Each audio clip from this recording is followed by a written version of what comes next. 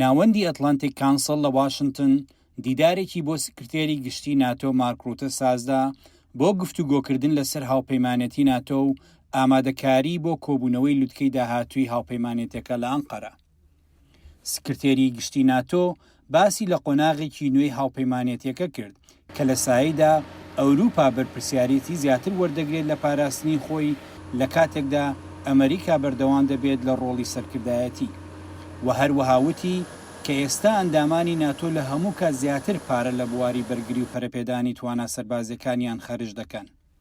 لە گفتوگۆکەدا ئێمە لە بەشی کوردی دەنگی ئەمریکا پرسیارمان کرد کە ئایا چەند وڵات بەڕاستی نەک بە قسە بەڵێنەکانیان لە بواری خەرجی بەرگری و پەرەپێدانی توانای سەربازی جێبەجێ کردووە. بەگشتی لە ئەوروپا و کەنەدا کارەکان بە باشی بەڕێوە دەچن. هەڵبەت هەمیشە جیاوازێک هەیە لە نێوان وڵاتەکاندا بۆ گەیشتن بە خەرجکردن لە سەدا 5 کۆی بەرهەمی ناوخۆ و ئەمە یەکێک لەو بابەتانەیە کە لە ئەنکارا قسەی لەسەر دەکەین. وەک ساڵی ڕابردوو لە لوتکەی وەزیرانی بەرگری ناتۆ لە لاها ڕێکەوتن کرا. خەرجکردنی بە بەرنامە دانەنراوە بەڵکو و بەشێکی بنسینەی پەرەپێدانی توانە سەربازەکانمانە. هەموو ئەندامانی ناتۆ بە شێوەیەکی باش کار دەکەن بۆ بەدەستێنانی ئەم ئەمانجە. بەڵام ئەگەر 1-2 وڵات هەبن کە پێویستیان بە هەندانی زیاتر بێت ئەوا بەنهێنی و بەڕاشکاوی قسان لەگەڵا دەکەم.